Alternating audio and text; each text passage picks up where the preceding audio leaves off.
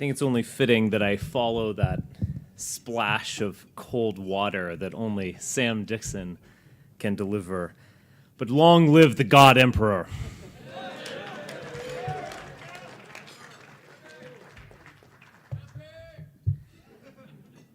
I don't think I'm alone in thinking how surreal all this is. Of course, those of us on the alt-right always took President-elect Donald Trump and his chances seriously. Unlike everyone else, we weren't surprised, or at least not that surprised. We knew he could win. Many of us thought all along that he could win. The mainstream media, or perhaps we should refer to them in the original German, Lügenpresse.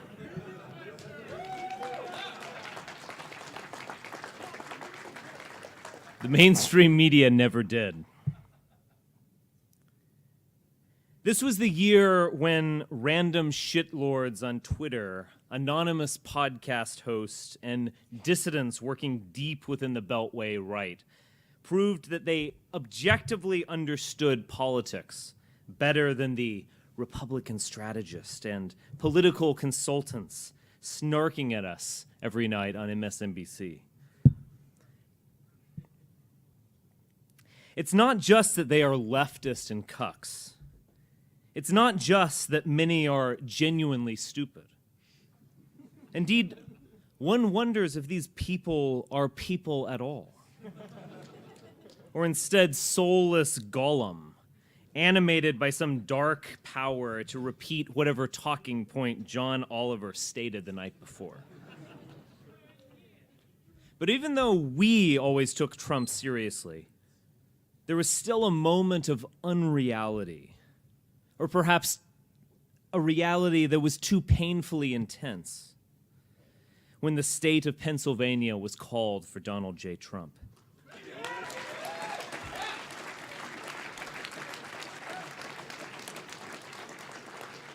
It was that moment when we knew Keck had smiled upon us and that magic was real. And though we might use these terms half-jokingly, they represent something truly important, the victory of will. We willed Donald Trump into office. We made this dream our reality.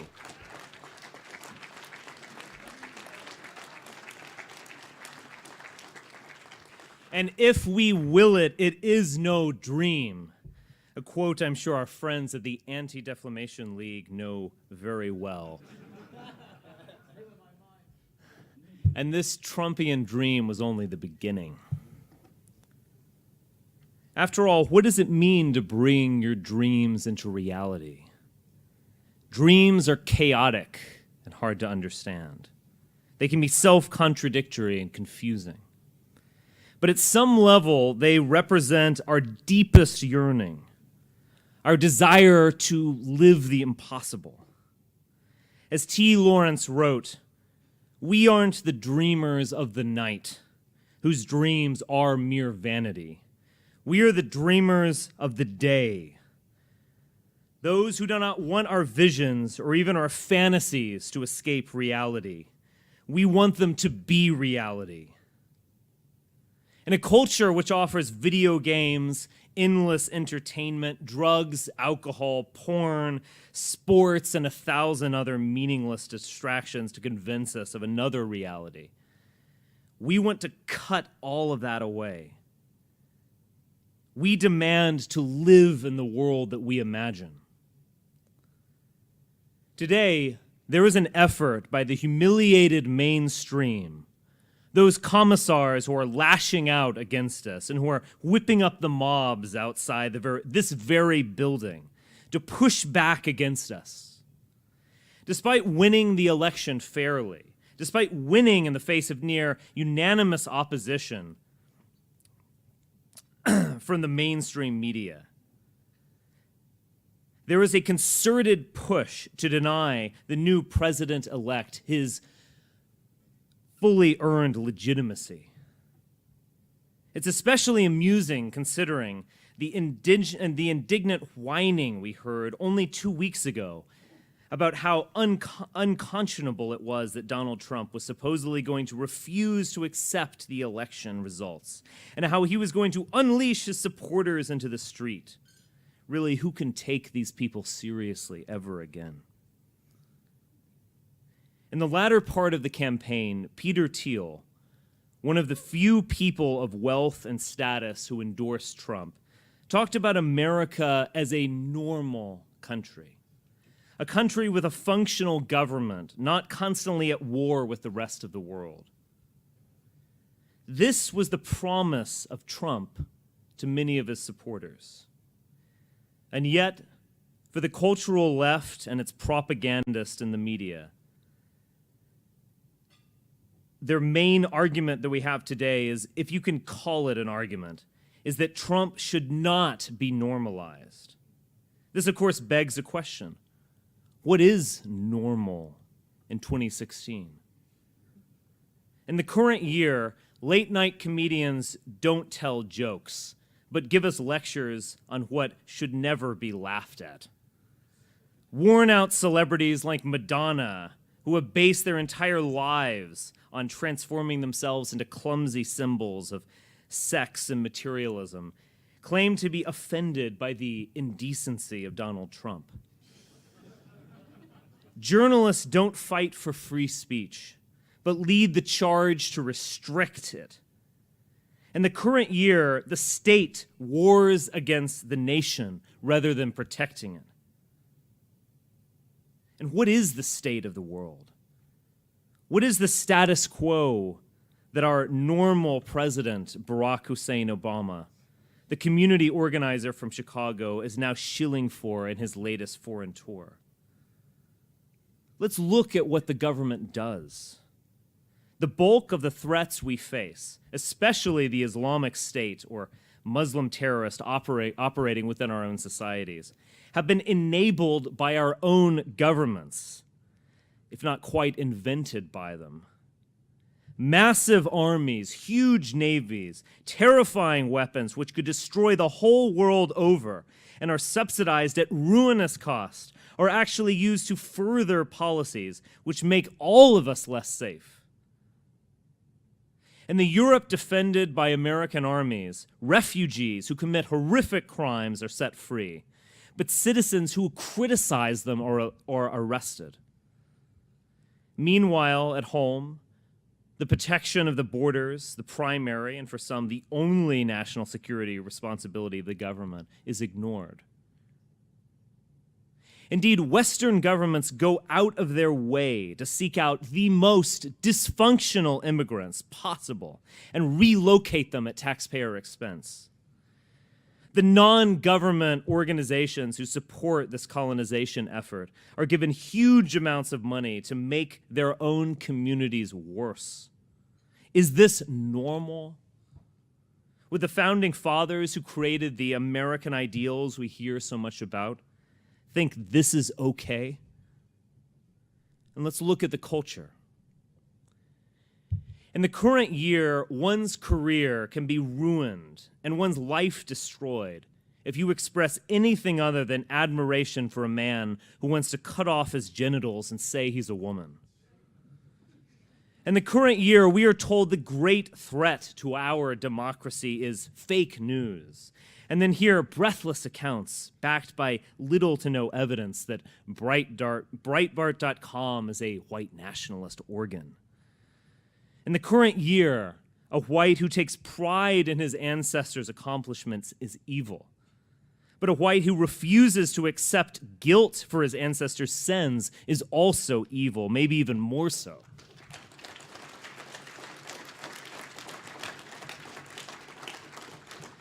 In the current year, white families work their whole lives to send their children to universities where they will be told just how despicable they are. In the current year, the powerful lecture the powerless about how they don't recognize their privilege.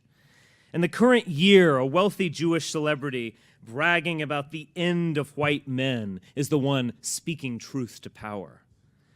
In the current year, if you are physically strong, you are fragile. Black is beautiful, but whiteness is toxic. Government doesn't stop crime, but subsidizes it. White privilege is very real, but race is just a social construct. And if facts are too disturbing, you can always retreat into the safe space of box juice, teddy bears, and endless empathy where reality doesn't have to matter anymore. Today, neurotics and degenerates are presented to us as heroes. Beauty is openly denigrated as an offense against equality, and we are ruled by a government which, despite confiscating an outrageous amount of wealth, can't fulfill its basic responsibilities defending a people and a territory.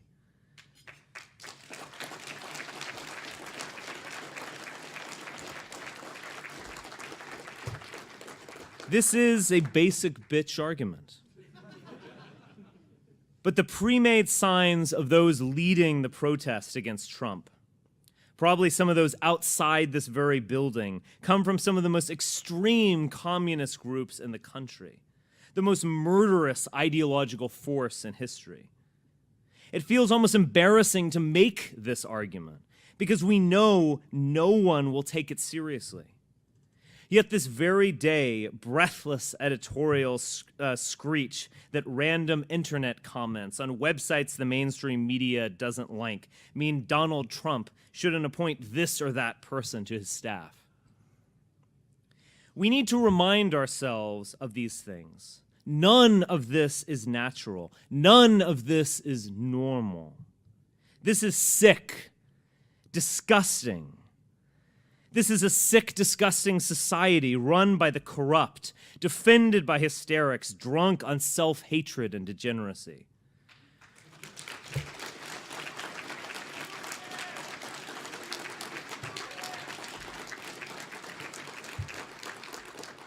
We invade the world and fanatically invite entire populations who despise us.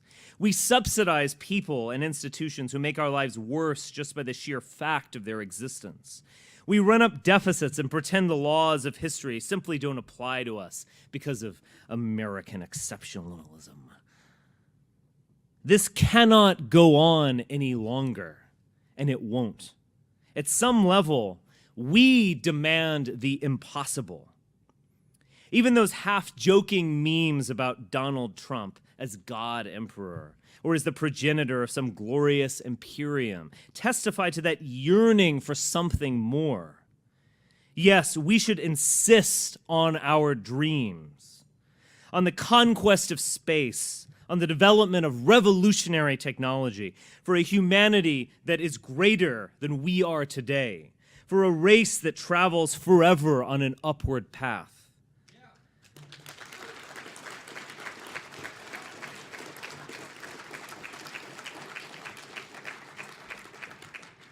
But on another level, what we want is something normal, something almost prosaic, maybe even boring. Why is something as simple as starting a family, owning a home, and leaving a legacy to your children seen as an almost impossible dream for so many Americans? Why must there be two incomes for a family to simply break even? Why is it impossible to build a real civic society because the whim of a federal bureaucrat or a social justice warrior can impose Section 8 housing, refugee resettlement, or some other population transfer scheme deliberately designed to break apart functional white communities? Why do institutions of higher learning turn out graduates who are personally and emotionally broken, not to mention ignorant? Even those who can build something in this environment spend the money they earn to isolate themselves from all that vibrancy they feel the need to defend in public. It's not just that this society makes it impossible for us to collectively accomplish greatness. It's that collectively, we can't even accomplish small things. We take for granted that our culture is filth, that the mass transit just won't work, that the cities are rotted out from within, that the great art and architecture of the West has essentially already all been made. We know that our country's best days are behind us. That was the Ur myth that animated the Trump campaign. To say, "Make America great again," is both radically pessimistic and boyishly optimistic all at the same time. It is an admission America is not great, that it is not what it once was, that it is no longer a nation capable of achieving what it once did. Even liberals at some level know this, as they occasionally pay wistful tributes to the early 1960s, America of the moon race and the middle-class lifestyle, while conveniently forgetting that American society was 90% European. Yet MAGA is also forward-looking.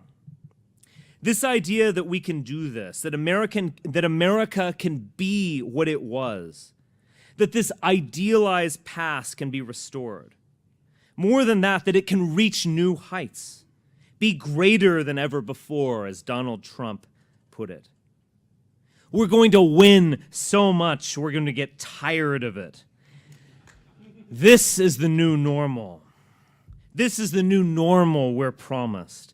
An America of greatness, but also an America of functional communities and the possibilities of those little things, a satisfying life for ordinary people.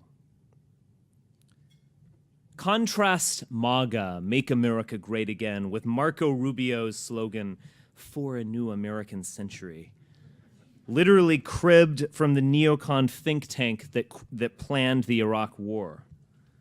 Contrast this to Hillary Clinton's poll-tested "Stronger Together." What does that even mean? Her coalition was made up of mutually hostile tribes, only united out of a hatred of whitey.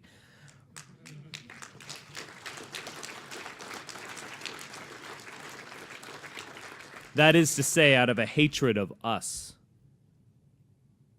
In the last week of his campaign, Trump was hosting several rallies a day, including one near here in Northern Virginia.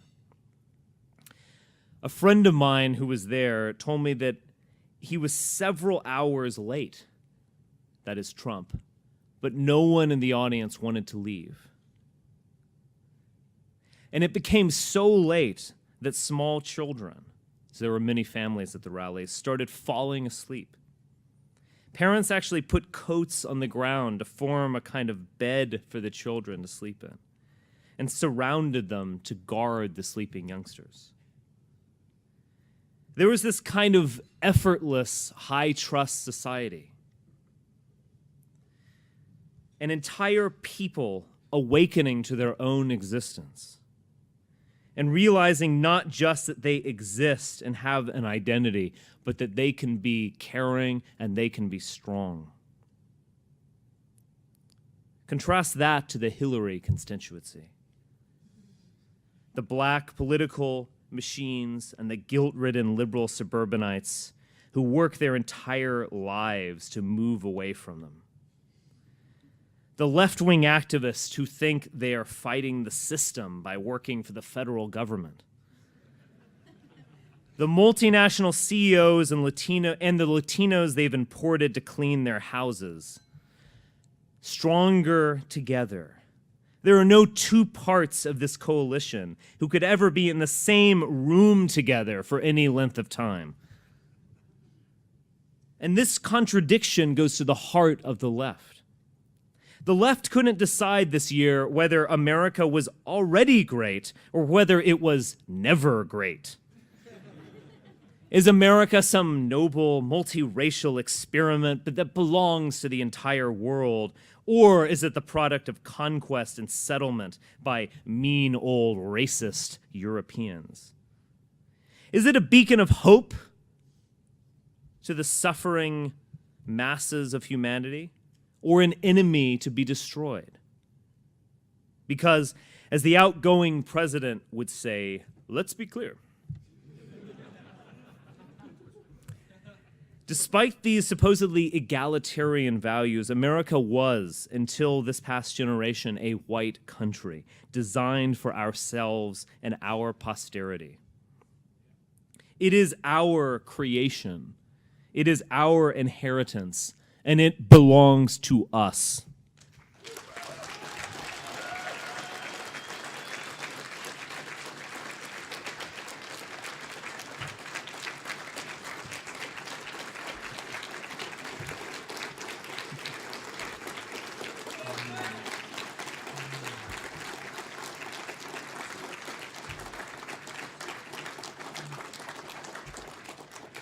In the words of Jon Stewart, sit down, this is not your nation.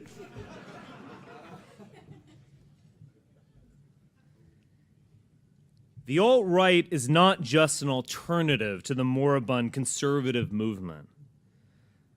That beltway direct mail scheme and shills for eternal values that seem to trail the left's values by 8 to 10 years. It's an alternative. It's a real alternative to the whole system of lies. What we are fighting for is a new normal, a moral consensus that we insist upon. And Donald Trump is a step forward, a step towards this new normal. But even he is deeply compromised by our society. Donald Trump warred against segregated establishments. He supports affirmative action, or more bluntly, state-sponsored discrimination against whites. He will be perhaps the most pro-Zionist president ever put in office, turning a blind eye to continued Jewish settlements in the Palestinian territories.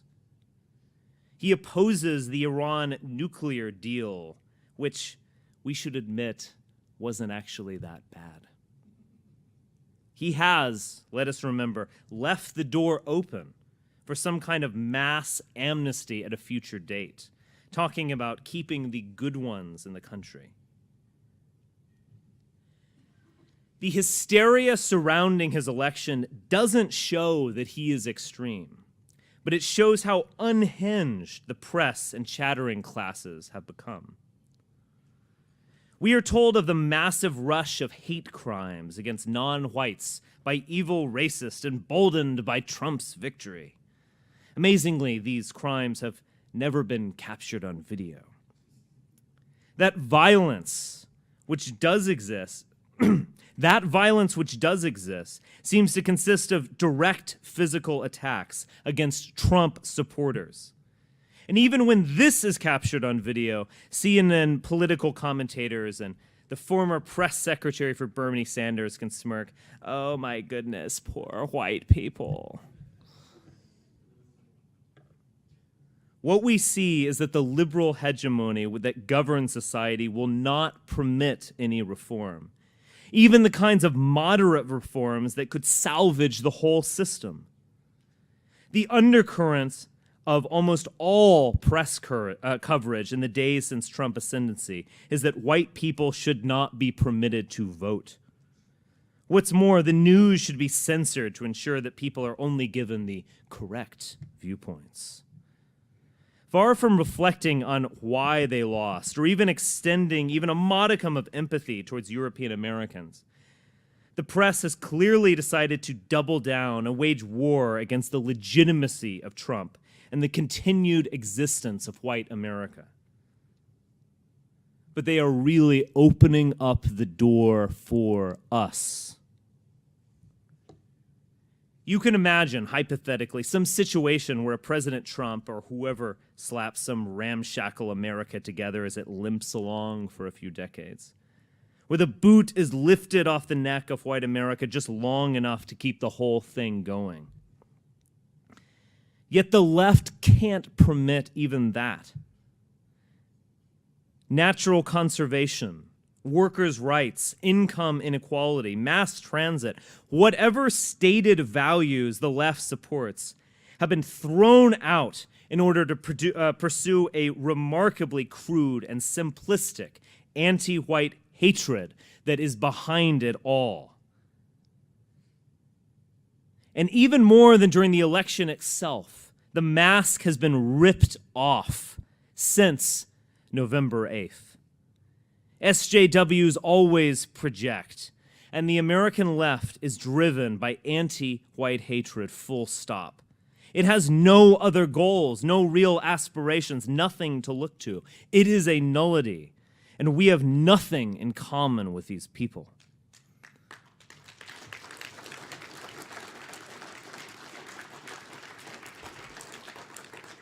It is different for us. Race is real.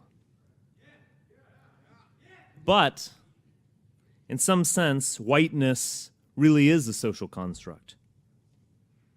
Think of the concepts that are now designated problematic and associated with whiteness: power, strength, beauty, agency, accomplishment.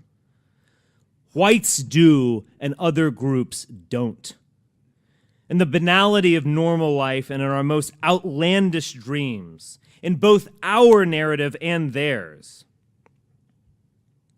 to be white is to be a striver, a crusader, an explorer, and a conqueror.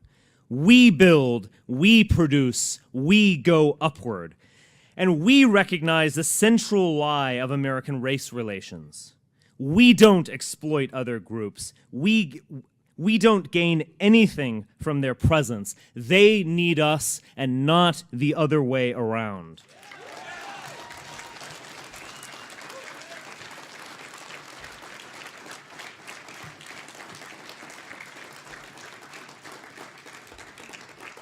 Whiteness, or rather identity, is being forced on the deracinated, consumerist last man that is European America. No one is going to be permitted to escape this process. Great historical changes are imminent when people are forced into a binary choice: fight or flee, join or die, resist or cuck.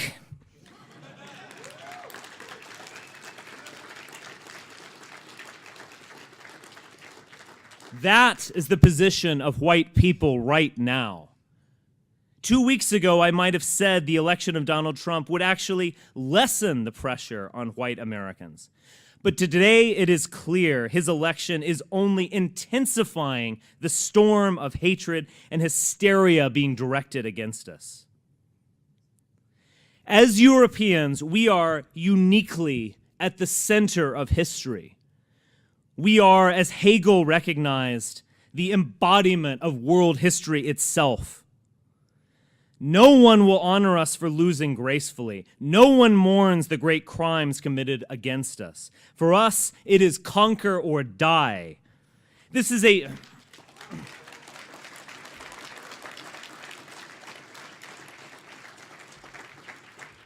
a unique burden for the white man, that our fate is entirely in our hands. And it is appropriate because within us, within the very blood in our veins as children of the sun, lies the potential for greatness. That is the great struggle we are called to. We are not meant to live in shame and weakness and disgrace. We were not meant to beg for moral validation from some of the most despicable creatures to ever populate the planet. We were meant to overcome all of it, because that is natural and normal for us.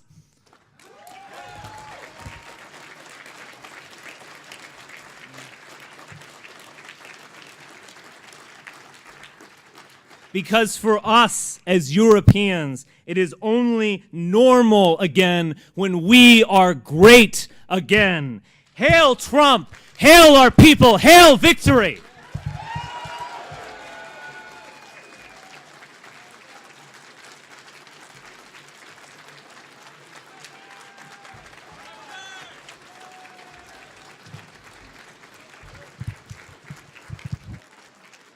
Pepe!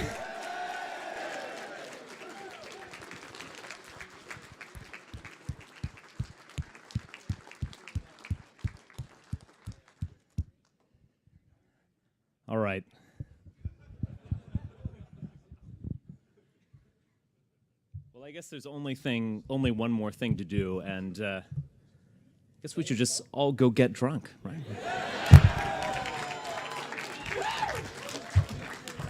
Thank you, everyone. It was profoundly meaningful to me that you were all here. Thank you. Let's keep this up. Look, it's great to celebrate, but the celebration is more sweeter when you know that this is just the beginning. So let's make it that. Thank you.